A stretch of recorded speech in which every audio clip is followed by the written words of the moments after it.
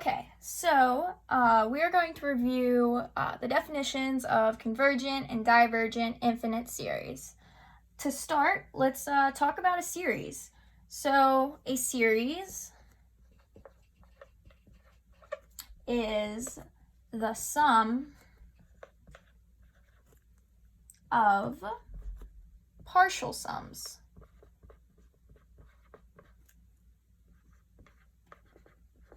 Sorry, my marker is a little dry, but okay. So let's write out just a simple series. So the sum of n equals 1 going to just 5 for right now.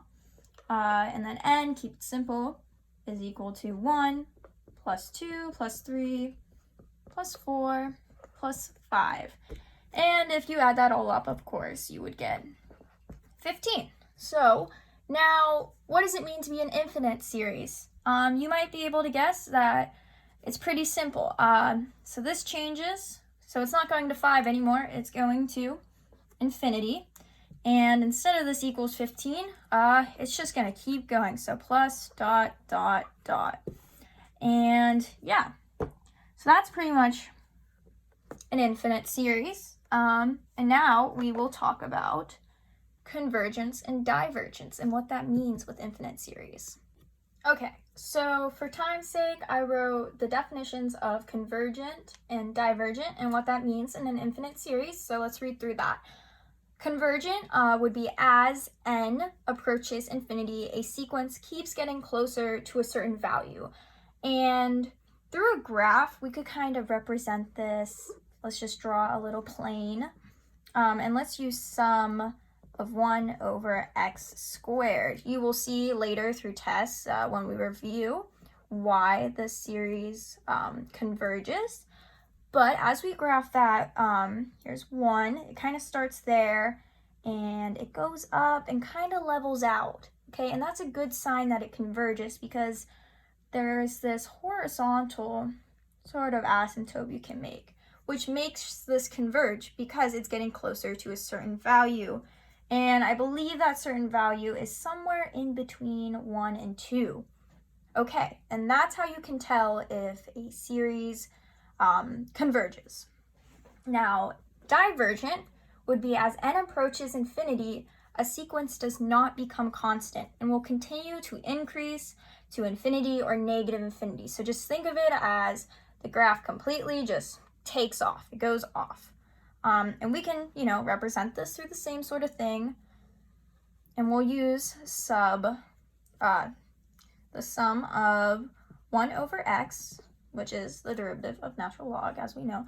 And let's just do 1, 2, and 3, because this thing just takes off. It starts at 1, kind of the same place over here, and then just goes off, okay? And it just will keep expanding, growing, increasing until it gets to infinity. So that's how we know if a series converges or diverges.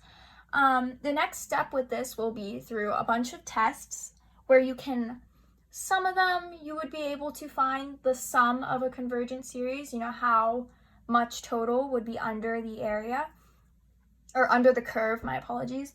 And there's going to be 7 tests we will use, and we're going to review all of them. So let's start that process. Okay, so the first test for convergence or divergence is geometric, and this one's actually pretty simple. So let's just talk about some keynotes. Also, the sort of rules of this test. So it's written out as the sum of n equals 1 going to infinity, because it's an infinite series, of a times r to the n minus 1 equals a over 1 minus r. So this is the formula that you will use whenever you, in the example problems, find out if a series converges or diverges. So now we know that, so if the absolute value of r is less than 1, the series is convergent. And as you can guess, if the absolute value of r is greater than 1, the series is divergent. So let's do an example. And I'm going to actually switch my color to, let's switch to pink. So first example, can you see that? Yeah. So the series, the sum of n equals 1 to infinity is 2 to the 2n times 3 to the 1 minus n. Okay, don't be intimidated. So what happens is we are going to want to rewrite this statement into the sum of n equals 1 to infinity of, bring that 2 down, 4, because 2, n over, and then this is the negative n, so this actually goes to the bottom, so it would be 3n minus 1, okay? And that is equal to the sum of n equals 1 to infinity. Now take out that 4 because there's an n here, 4 over 3 to the n minus 1. And now you can kind of see it looks like this, doesn't it? It looks like that. So we're going to put it into that form. So let's identify the terms. So we know A will equal 4, and R is going to equal this sort of thing. So that's 4 over 3. Last time I remember, 4 over 3 is absolutely greater than 1. And so this series, this series diverges. And just through that, you can kind of take that away, use it on a bunch of different problems, and you'll be able to see if it is absolutely greater than 1 or less than 1, the series will diverge or converge. And that is geometric.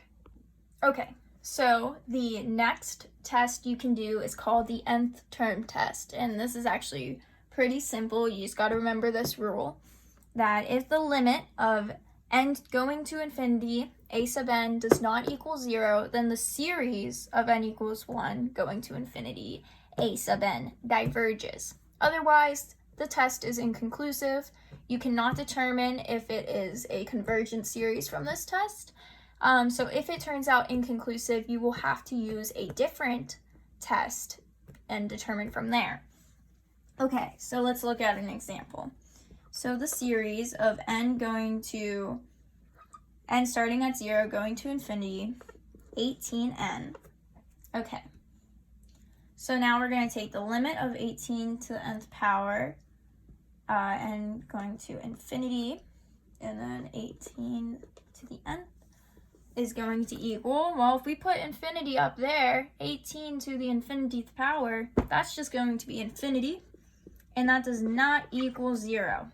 So if we look here, a sub n does not equal 0, so this is going to diverge. Okay, let's do another example. The series as n equals 1 going to infinity, so 15n factorial over 9n factorial. Okay, so let's take the limit. So the limit of n going to infinity, by limits, these are the same powers, so it's really just going to be 15 over 9, because these would cancel out by limit. And that does not equal 0 either, so diverge. Okay, and then one more example for the fun of it. The series as n equals 1 going to infinity, 1 over n factorial plus 1 equals the limit of n going to infinity, and that is going to be, well, if we plug in infinity into this, we'd have infinity plus 1, so that would be 1 over infinity, and because this is so bottom heavy, it's going to equal 0. Okay, and then 0 equals 0 by our test, so inconclusive. Remember, this does not mean it's convergent. It's inconclusive, so you will have to use a different test to determine if this diverges or converges. So that is the nth term test. Our next test is going to be the integral test, so that will be the next video. So here we're going to be going over the integral test. The rules for the integral test, in order to use it, would be f has to be positive, continuous, and decreasing for x is greater than or equal to 1. That means that you can use this test if that function is positive, continuous, or decreasing. If the integral value, you'll see in a second what that will mean, is positive and finite, the function converges. Otherwise, it diverges. An important note is it will not converge to the value of the integral. It just means it converges or diverges. So let's do an example. Example would be the sum of n equals 1 going to infinity of 1 over n to the 4th power. Okay, so let's check. So is this positive? We're going to know that this is positive because if we keep plugging in values for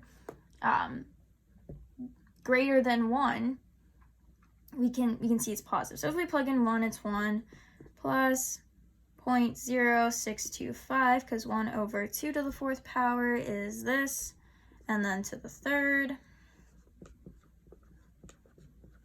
is that. And then it's going to keep being a positive number, so we can immediately check positive. And we can also check that it's decreasing because this number is going to continuously get smaller. A great way to see if it's continuous is to just graph it. Whenever we graph it, it kind of looks like this. This also shows us that it's decreasing. As we can see, there's no holes or jumps or any irregular pattern to this graph. It just is a exponential decreasing line. So now that we know that, we can continue on with the test as all of these prove to be true. So what you want to do next is you're going to want to set it up in an integral form. So we would use these as our bounds, kind of going from 1 to infinity, 1 over n to the 4th power dx. It's improper to write it as 1 to infinity. So we have to bring outside sort of and write it as a limit of b to infinity. And we use b because it usually goes a to b in integral notation. And then we set that up 1 to b and 1 over n to the 4th dx. And then we can take the integral.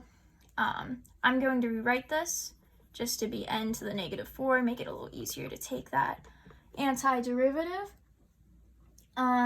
So now we can write this as the limit as b goes to infinity of negative 1 over 3n cubed. Okay, so then we go 1 to b, right? So now we're going to kind of set this up as a, b minus 1 situation. Okay, so limit, keep the limit out there, it's going to help you. So we have negative 1 over 3b cubed minus negative 1 over 3 1 cubed. Close that off. Going from 1 to b, my apologies. So going from 1 to infinity now. And so now what we're going to do is we're going to simply take the limit. B goes to infinity. Negative 1 over 3 infinity cubed minus, this will turn into a plus, so plus 1/3. Okay, so now we're going to take the limit, and the limit of this is going to be 0. As you can see, it is bottom heavy, right? So 0 plus 1/3 is 1 over 3. And 1/3 is, let's go back, see what our rule is. So if it is positive and finite, the function converges, otherwise diverges. So 1/3 is for sure positive and finite. So we can call this converge. this converges. Cool. That is integral test. Okay, so this is harmonic and P-series. Both are tests. So let's talk about that. So P-series, it follows the pattern sum of n equals 1 going to infinity of 1 over n to the p power equals 1 over 1 to the p plus 1 over 2 to the p power plus 1 over 3 to p plus dot dot dot as it goes to infinity. So that's kind of what these will look like and how you can know if you can use this test. And the rules are going to be if p, right here, is greater than 1, the series converges. And if 0 is less than p less than 1, the series diverges, okay? Cool. So let's do an example, and we can use those rules. So I'm going to write the example up here. The sum of n equals 1 going to infinity, 1 over n to the 5th power. Okay, this is really simple. So let's compare it to 1 over n to the p.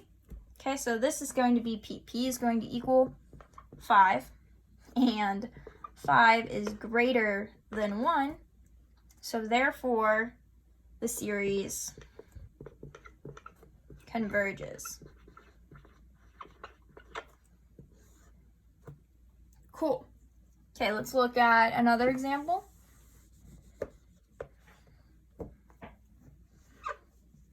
Okay, so the series infinity, n equals 1 going to infinity, 1 over the square root of n.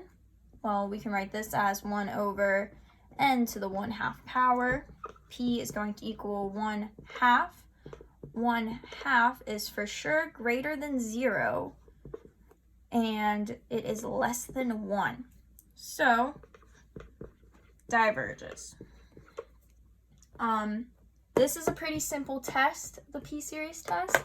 Now, another important thing to mention would be harmonic series. So what is the harmonic series? Harmonic series is whenever P equals 1. Okay, and you'll see the harmonic series represented as n equals 1 going to infinity, 1 over n, because it's going to like the first power, p equals 1. So, yep, that's what I did right there. So you can kind of see it more clearly. P equals 1. And harmonic series diverges.